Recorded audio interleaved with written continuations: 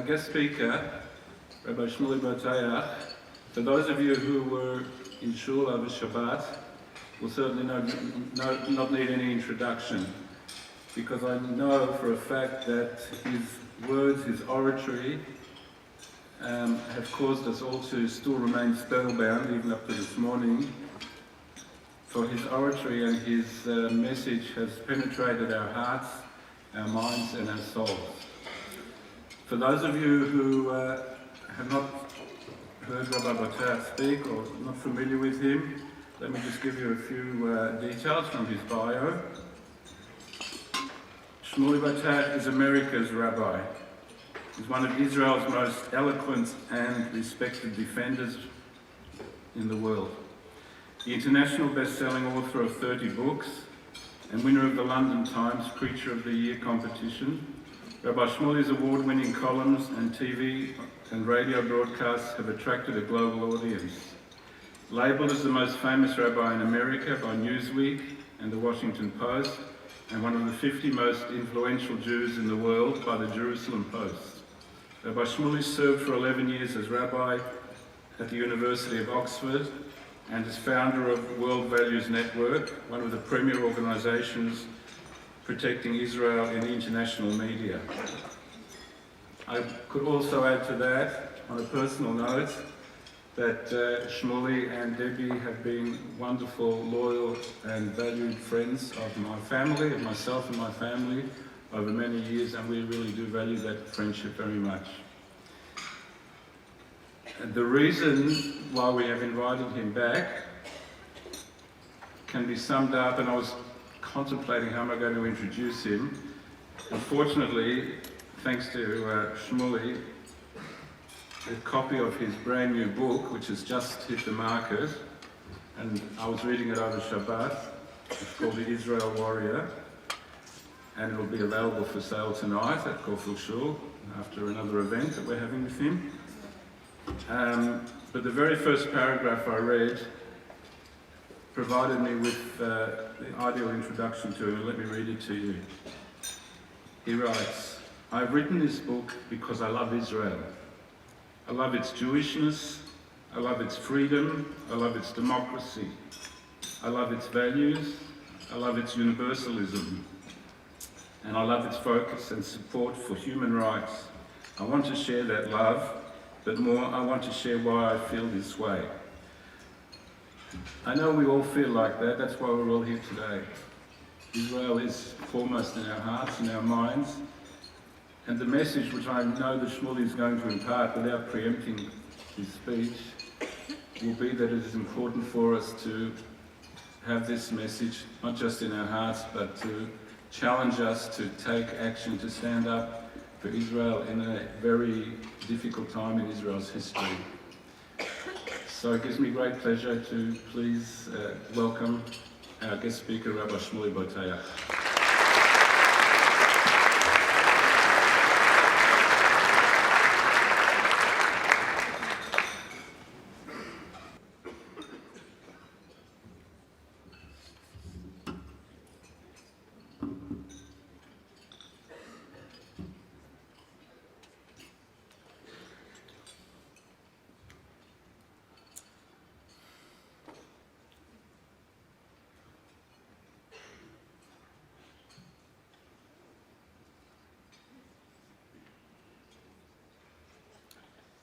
I can't say that I'm not disappointed to discover that Caulfield Synagogue discriminates against short people.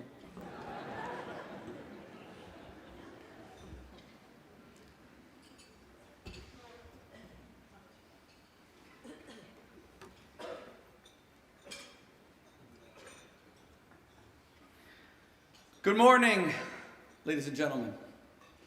Robert, thank you very much for your warm words. I would not be here were it not for you and for our friendship, largely because you're the only one who wanted me here. And I'm grateful for all the efforts that you made. To Anthony, the president of the Shul, especially to Rabbi Genendi, the audacious spiritual leader of the Shul, their wives, the board members, the Shul members who invited me and my wife and our 2 children into your hearts this past weekend. I could not be more grateful, even though our 10-year-old son spent most of Shabbos in a sleep-induced coma, largely created by the speeches that I was giving over Shabbos, but partially attributed it as well to jet lag.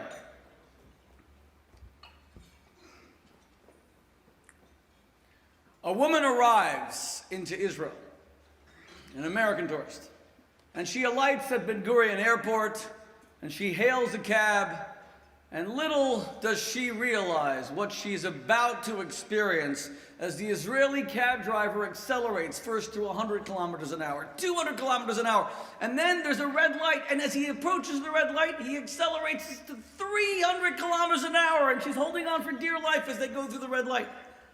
She barely catches her breath. She can't believe she's still alive. He slows down, but then there's a red light again. He begins to accelerate, 100 kilometers an hour, 200, 300, goes through the red light. She knows she's going to die. Miracle of miracles, she's still alive. And then suddenly, as she begins to see a green light, salvation at last, the cab driver screeches to a complete halt and stops on a dime just before the green light. And she looks at him and she says to him, "You are a crazy man. It's bad enough that you nearly killed me by these accelerated speeds, but going through the red lights when we could have died. But why did you stop when the light was green?" And the Israeli cab driver looks at her and says to her, "Are you crazy? The other Israeli cab driver had a red light."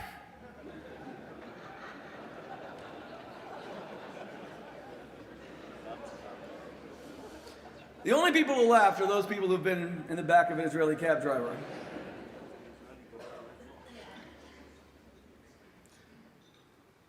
My friends, do you still remember the days when the most dangerous thing you could do in Israel was hold on to dear life? As an Egged bus driver would weave through ancient medieval alleys, and you would wonder how he could possibly do it, and he'd say, "Don't worry, I used to drive a tank on the Golan Heights." Do you remember when the greatest threats facing the Jewish state was the occasional op-ed where some arch critic, fueled by irrational dislike of the Jewish people, could find some fault with the Middle East's only democracy? My God, how distant those days now feel. As we awaken to a reality where Israel faces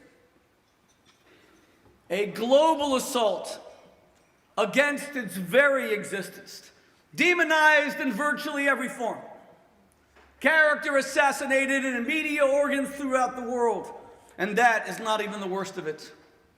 Israeli citizens being stabbed and shot, and having tractor trailers mow them down on the streets of Jerusalem, and the streets of Tel Aviv, and the streets of Ra'anana.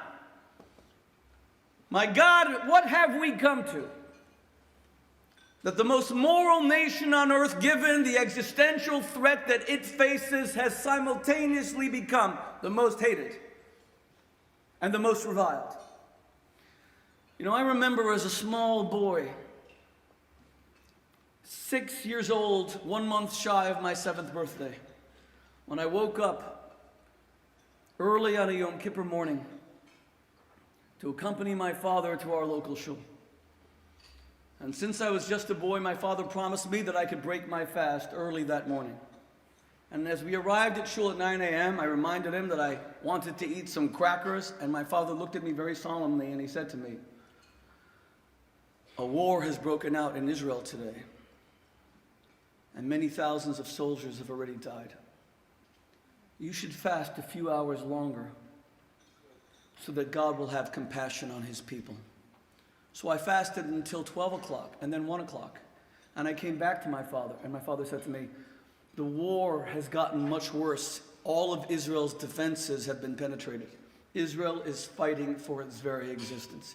You should fast just a little bit longer so that God will have compassion on his people." And I fasted until nearly 3 o'clock. And then as a small child, my friends, I happened to have had some pasty crackers left over from some bar mitzvah a month earlier that had turned into an inedible moldy morass, and I quickly shoved it into my mouth, and I broke my fast, and I never forgot that day. That I had a responsibility, even as a 6-year-old child, to be concerned and to be worried about Israel's future. That no one is absolved for the security of the Jewish state. And when I was with my son 10 days ago on the Golan Heights where those great battles were fought, as we prepared to say goodbye to him so he can return to his unit, on his base facing the Lebanese border, and the monsters of Hezbollah, fueled by Iran, paid for by an Iran nuclear agreement that has just given the Ayatollahs and the mullahs $150 billion. And to give you an understanding of what that means, Israel gets $3 billion a year in American military assistance. It would take them 50 years to get that kind of money. And it has given Hezbollah advanced infrared imaging equipment, which allows them to penetrate deeply into Israel, risking every IDF soldier on the border. And as I said goodbye to my son, and as he had tears streaming down his cheeks, he's all of 23 years old. Last year he was an undergraduate at New York University. He's now a combat soldier trying to protect Israel from a group that has 800,000 rockets that they can pour into the north of Israel. As he had to say goodbye to his mother, who is here today, and his small siblings who he's not watching growing up, his 2 nieces who he misses, as he was going back to living b'shetach, in the field, being able to speak to his parents just 10 minutes a week as they take away even his telephone. I put my arms on him and I said to him, Mendy, 40 years ago, my only option was not to eat crackers. But you are an Israel warrior. And you will defend your people. And if it means being separated from your family, you'll do that. And if it means sometimes, God forbid, putting yourself in the line of fire, then you'll do that. But this people, my friends, this people will live. We are tired of dying. We have stolen no man's land. We have killed no man's God. We are tired of an enmity we have never earned, of a hatred we do not deserve, of a character assassination that is utterly unbecoming on the nations who visited upon us. We, my friends, have been the light. It is we who have given the world the notion of the one God and therefore the infinite value of every human life. It is we who have given the world the 10 Commandments and therefore the dignity of the law and the protection of individual rights. Do you think it is an accident that Israel is the only country in the world where women are treated not as chattel or cattle, but as equal human beings? Do you believe it's a coincidence that as we, my organization, the World Values Network, hosted Amir Ohana, the head of the LGBT caucus in the Knesset, and the first openly gay Likud member, just a week ago, being honored alongside the Crown Prince of Iran, Reza Pahlavi, Sheldon and Miriam Adelson, the world's foremost Jewish philanthropists, Pamela Anderson, great friend of Israel, great photo ops too. Do you think it's an accident that Israel has one of the largest gay pride parades, regardless of your religious disposition to homosexuality? While in Iran, those same men are taken with a noose around their heads in a city square, and they are lifted with construction cranes until the oxygen supply is cut off from their necks for the crime of being socially undesirable.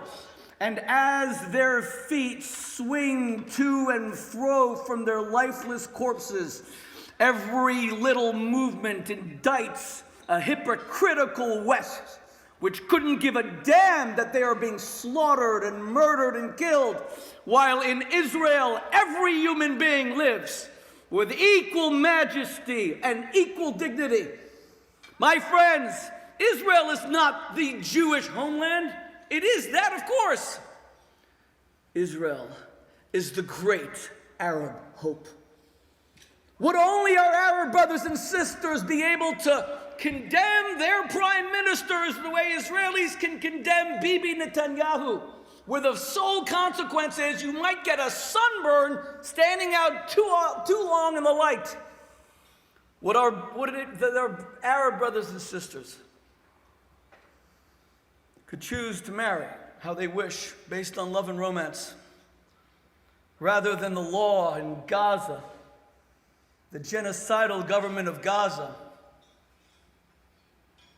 that punishes an honor killing if a brother or an uncle comes to kill a young Palestinian woman for the crime of falling in love, where the official punishment is 2 whole years of incarceration, which is never even enforced. Would it that my Arab brothers and sisters, created equally in the image of God as every Jewish child, would it that they would have Israel's freedoms? If Israel succeeds, our Arab brothers and sisters will succeed. But if this great experiment of human rights, democracy, and representative government in the Middle East fails, then God help every Arab man, woman, and child who will continue to be condescended to by the West, and they will be told that you're not ready for freedom.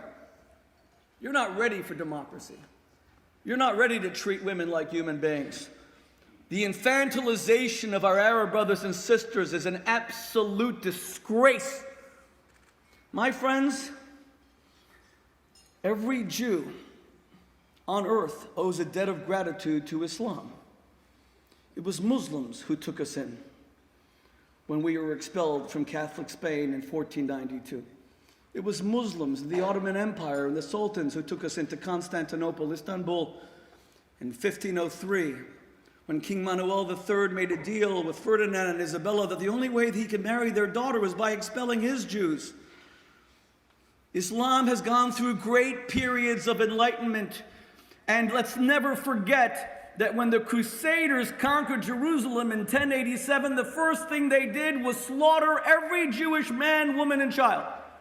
But when the greatest Islamic conqueror of all, Sultan Salah al-Din, reconquered Jerusalem in 1187, he proclaimed that all Jews should return in peace and dignity, and his greatest physician and closest advisor, one of the greatest rabbis that ever lived, Moses Maimonides. Let us remind our Muslim brothers and sisters of the majesty of their religious tradition. Let us remind them that they were the first to institute laws protecting prisoners of war, that ISIS cutting off people's heads is an abomination not to decency, not to morality, not to ethics. It is an abomination to Islam.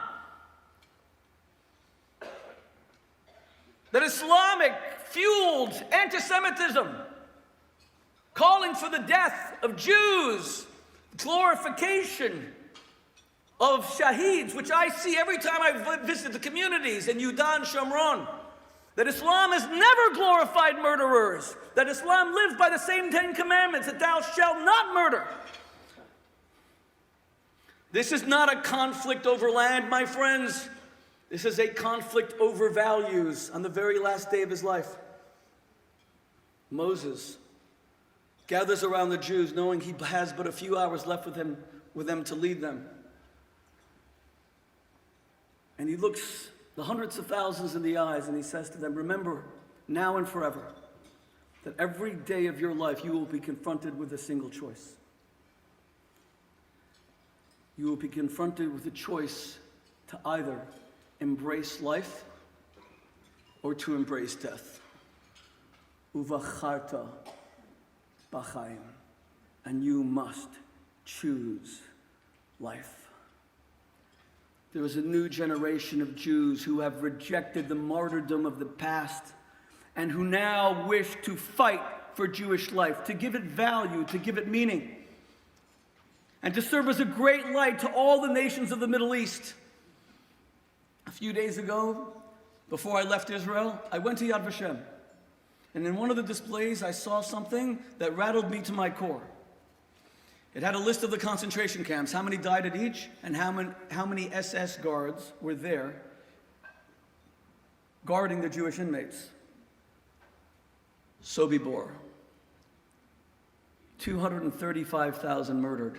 SS guards, 20. Treblinka, 750,000 murdered. SS guards. 15.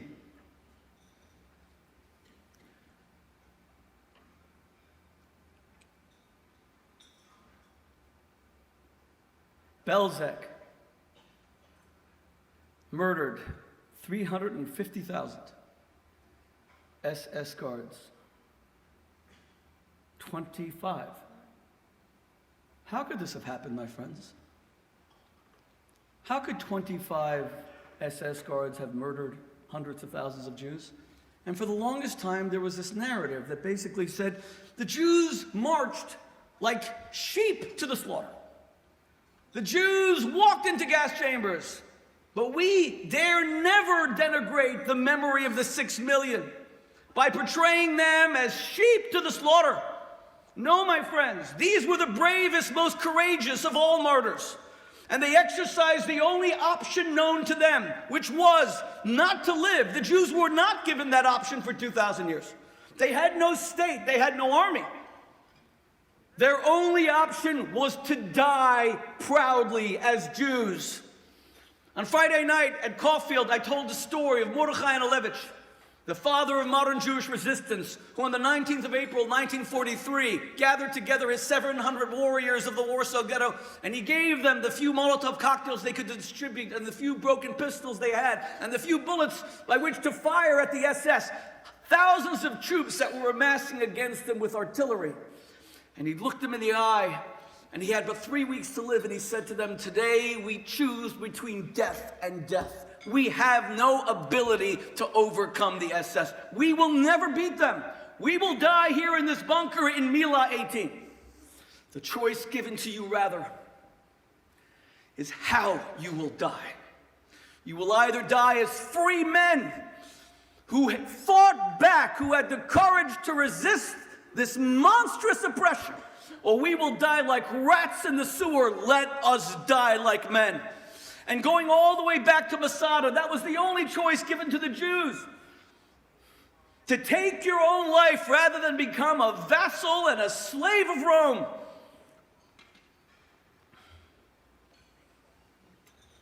It was summed up so hauntingly by Elie Wiesel in Night. I've had the pleasure and privilege of having Elie Wiesel as a friend for 25 years. And he was honored at our dinner on Yom HaShoah on May 5th, 10 days ago. You all know the quote. "Never shall I forget that night, the first night in camp, which has turned my life into one long night, 7 times cursed and 7 times sealed. Never shall I forget those moments which murdered my God and my soul and turned my dreams into dust. Never shall I forget these things, even if I am condemned to live as long as God himself. Never." And in an even more haunting passage, when a little boy of just 8 was arrested by the SS in Birkenau for smuggling turnips to his dying father, and he was put on the gallows, but he didn't die instantly because he was too light, so he sat there choking. So the SS made the Jewish inmates walk past his dying child. And Wiesel says, "Then came the march past the victim. The older men put to death with the boy were no longer alive. Their tongues were hanging out swollen and bluish. But the third rope, the little boy, it was still moving. The child was too light. He was still breathing. And so he remained for more than half an hour lingering between life and death, writhing before our eyes, and we were forced to look at him at close range. He was still alive. When I personally passed him, his tongue was still red, his eyes had not yet been distinguished. And behind me, when I heard a man ask the question, 'For God's sake, where is God?' another man behind me said, 'There he is, there is God. God is hanging on that tree.'" For thousands of years, that was Jewish theology, that we were somehow punished for a sin that we had never committed. That Jews were gassed at Auschwitz because they had broken the Sabbath, or they ceased to want to be Jewish. They had changed their names. They had wanted to be more German than the Germans themselves. So God visited hell upon us so that we would know that we are a people who could never abandon our covenant. My friends, does that live up to the name Yisrael, he who wrestles with God? What was the reaction of Abraham when God told him that the inhabitants of Sodom and Gomorrah were going to be destroyed? Abraham lifts his hands to the heavens, and like a cudgel berating the celestial ends, he says, "Hashofet kol haaretz lo ya'aseh mishpat." Shall the judge of the entire earth not practice justice? When 1.5 million Jewish children are gassed to death with chemical gas invading their lungs, will the judge of the entire earth not practice justice? When 6 million innocent Jews, guilty of no crime, the most faithful nation in the history of the world, who held on to their tradition, their identity, through every massacre, through the Crusades, through the expulsions, through the pogroms, through the Inquisitions, held on to their God, held on to their Shabbos, held on to their tzitzis, held on to their mezuzahs, held on to their Pesach, held on to their Sukkot. When they are marched into the ravines of Babi Yar, where is the voice of Moses to look God in the eye and say to him, if you continue to pummel this people, I wish for my own name to be expunged from the Torah that you have written, because I can no longer be part of a religion of death. I cannot die anymore. I shall not die, for I shall live. And that is the statement of the modern Jewish state of Israel. We will live. You will try to defame us on our campuses, but we will respond and we will live. You will try to invade our borders from Gaza and pummel our cities with rockets, but we will find both God's blessing and technology, and we will live. You will send fedayeen, you will send shaheeds, you will send suicide bombers to try to blow us into little bits, but we will build anew, and we will live. I shall never die. Martyrdom must be consigned to the Jewish past. Let us live, my friends, with the olive green uniforms of the IDF. Let us live with a new spirit of spiritual defiance. Rabbis who stop giving disgusting, vile explanations for Jewish tragedy and instead demand from God that the Jewish people be accorded the most basic right. That is the right of every human being to die at peace in a bed somewhere rather than your limbs being collected from a telephone pole. I am not here to die. I am guilty of no crime. And I have grown tired of the vile, disgusting defamation of that great miracle of a nation, that beacon of Jewish light, that bastion of human rights.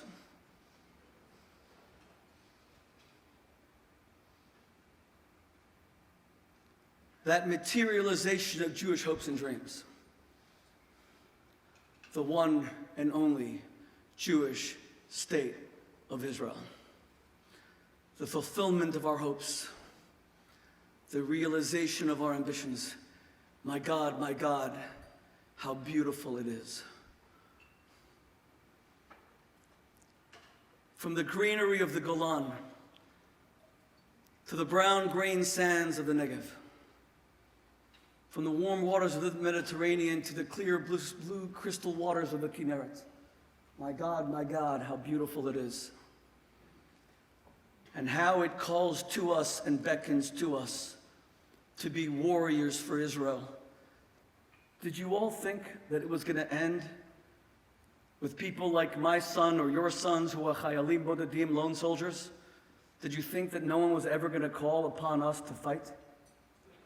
Do you think that this PR battle for Israel's good name is something that the Israeli government is supposed to be waging? That's just going to be seen as cheap propaganda. This is our battle. This is our war. We must awaken ourselves from our complacency. They will not take Israel from us. They will try. And my God, they are trying harder than ever. But we will dig our fingernails into it, and we will hold on to Israel for dear life. Shenit matzada lo tipol. This country shall never fall again. Israel, my friends, is forever. The only question is whether you and I will have the great privilege of being part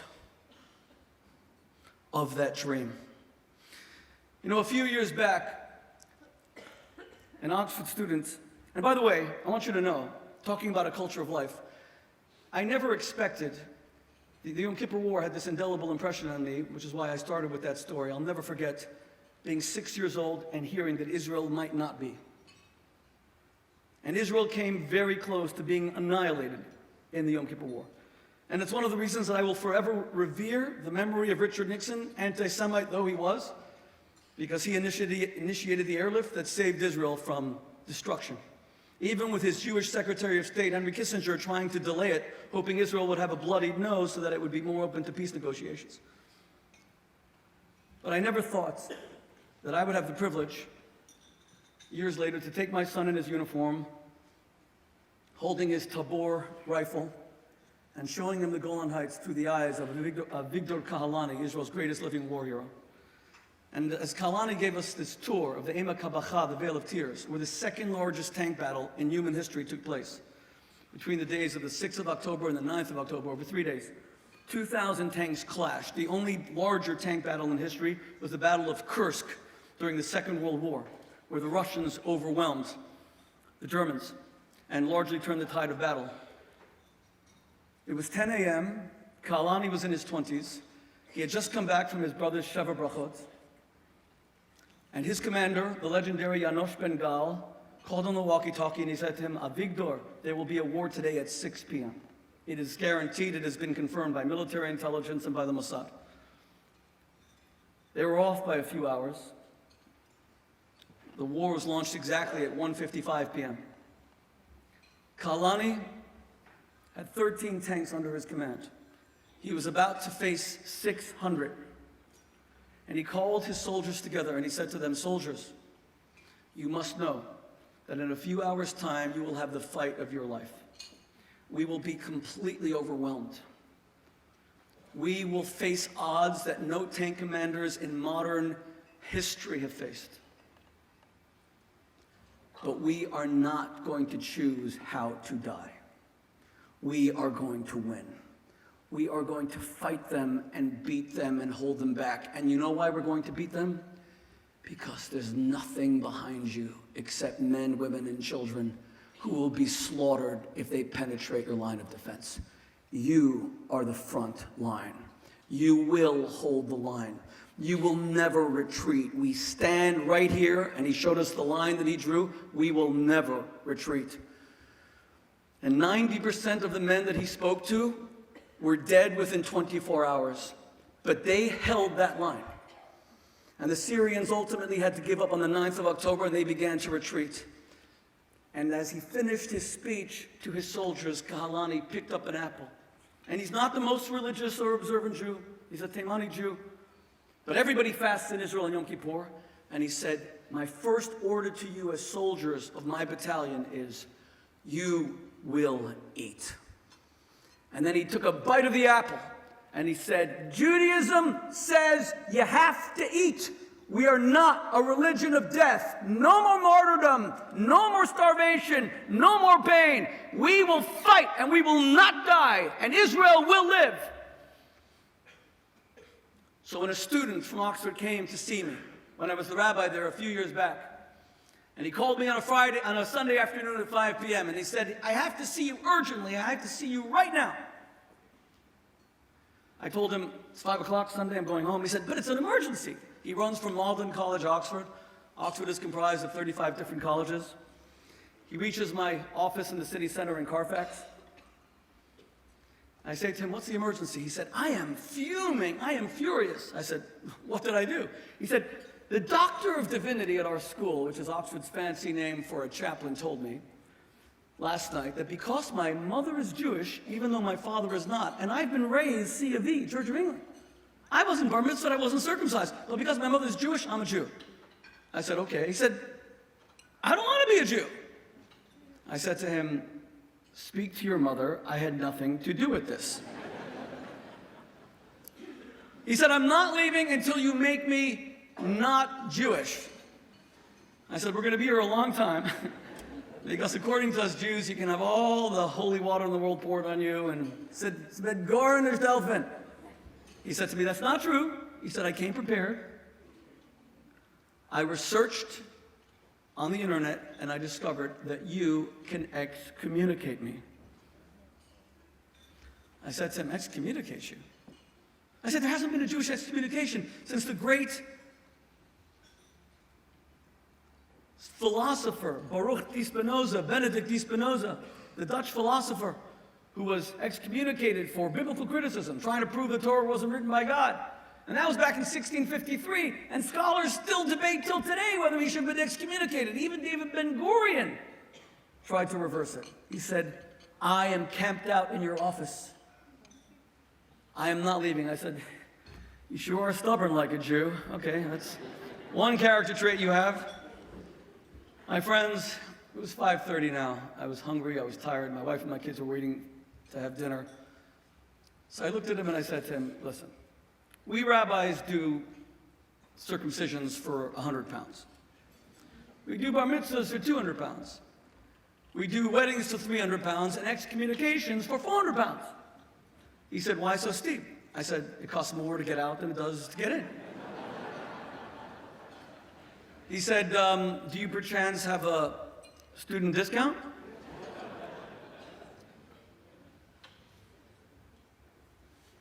And I said to him, "Nah, we do that. The floodgates will open tomorrow. There'll be a line going around the corner. Every Jewish student is going to be excommunicated." I said, "You know, I could maybe throw in a free circumcision for your firstborn son. We could do a package deal." And then, my friends, I took out my laptop and I typed out a certificate. I wrote, "I, Rabbi Shmuley Boteach, hereby excommunicate you and all your progeny from the Jewish people henceforth and evermore." And then I added in good old Oxonian Latin, Kush and Tachas.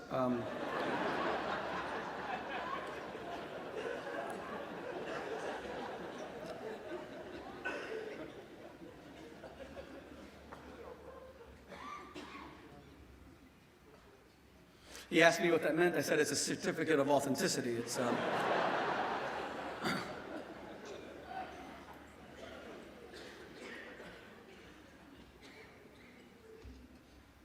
And then I gave him this completely worthless piece of paper. And he took it from me and he started to walk from my office. And I said to him, not so fast. You know you owe me." He said, "Yes, I know I owe you. I know exactly what you're going to ask." I said, "Of course you know what I'm going to ask. It's the most obvious question. You come to my office on a Sunday afternoon, you throw a fit that you discovered you're a Jew. It bothers you to the high heavens. You demand to be excommunicated. I at least deserve to know why. Why did this bother you so much? Why did it bother you so much to discover that you're a Jew?" And he looked at me and he said to me, "You know, we've never met before, but you're a foolish, stupid man." I said, "Okay." "Why am I so foolish?" He said, "Because that is a ridiculous question whose answer is self-evident. Why do I not want to be a Jew?" He said, "I'm a historian. I study history here at Oxford. And I have studied about how the Romans ruled and the Greeks philosophized, and the Aztecs built, and the Jews died, and died, and died. And you are silly enough to ask me why I don't want to be conscripted into a nation which is the single most hated on earth. And my friends, I knew I would never see this student again. I just had a premonition, and I never did. I would meet his mother 2 years later at a literary party because she was an agent, and she came over to me and told me you had met my son, but I never saw that student again, and I have no idea where he is today. And this was my only opportunity to leave any lasting Jewish impression on him.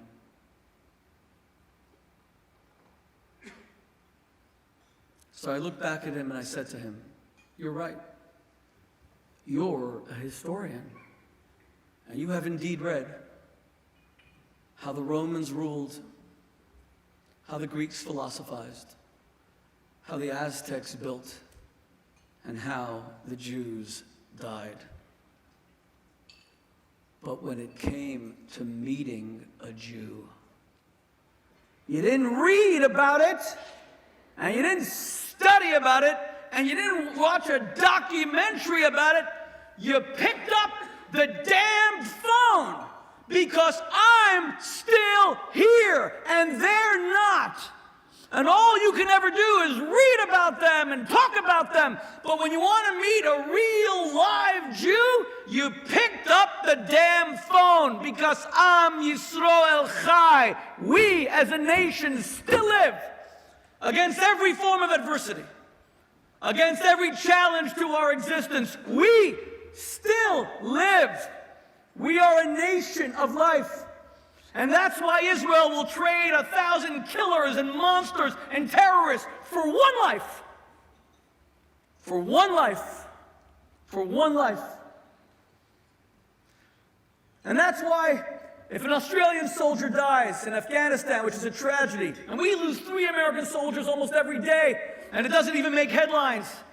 And in Israel, if a single boy or a woman loses their life wearing the uniform, the entire country is in mourning.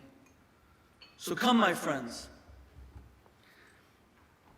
be an Israel warrior. Fight for the Jewish state. When I first wrote this book, The Israel Warrior, and I thank Robert for that great plug, I actually received a phone call from the world's foremost Jewish philanthropist, Sheldon Adelson, who's very involved in my work with a #1 organization advertising for Israel in American media and global media. And he said to me, "You need to put together a book that has all the arguments for Israel so that people have it at their fingertips." We subtitled it, "Fighting Back for the Jewish State from Campus to Street Corner." But in a larger sense, it wasn't about the information contained therein. It was about creating a new mindset. It is no longer, I think, therefore I am. My friends, we Jews, I fight, therefore I am. Do not die for a cause, God forbid. Do not live for a cause. You must learn to fight for a cause. Join me in being the Israel warrior. And with that, I conclude with the famous story of Yossel Rackover that so deeply influenced me and my children.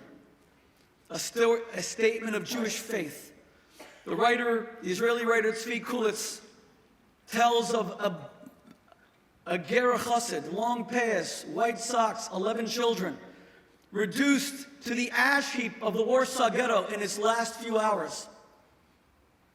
And General Jürgen Stroop, the SS commander, was now bringing up the heavy howitzers to reduce the entire ghetto to ashes. He would later blow up the Warsaw Great Synagogue and cable Himmler, "The ghetto is no more."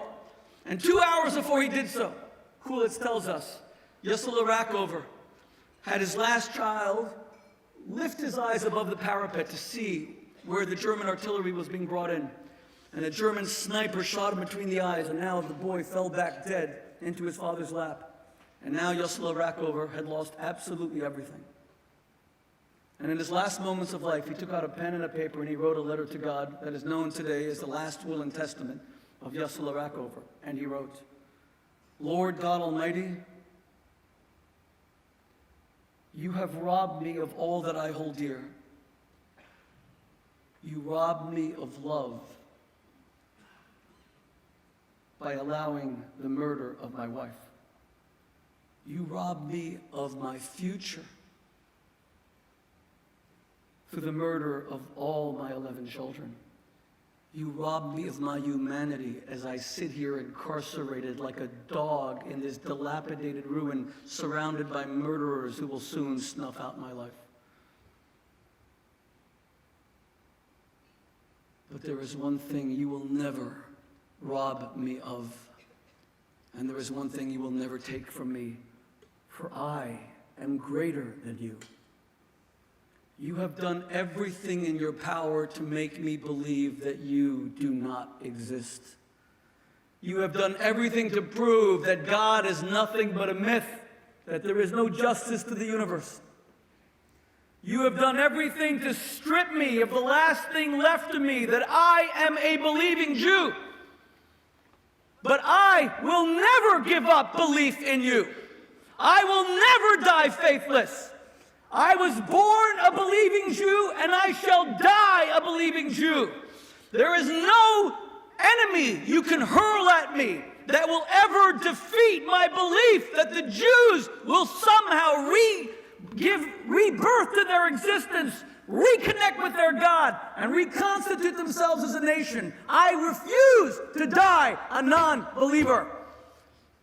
And then he said the eternal words, recited by every Jewish martyr throughout history.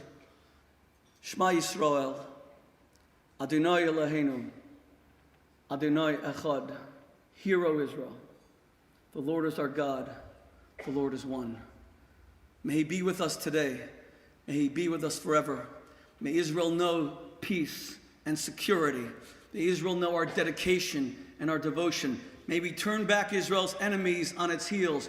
May we fight for the justice of its cause. And more than anything else, my friends, may the Jewish people in general, and the great, majestic state of Israel in particular, become the great light that it is to the nations. And may we all revel and bask in that light. Thank you very much.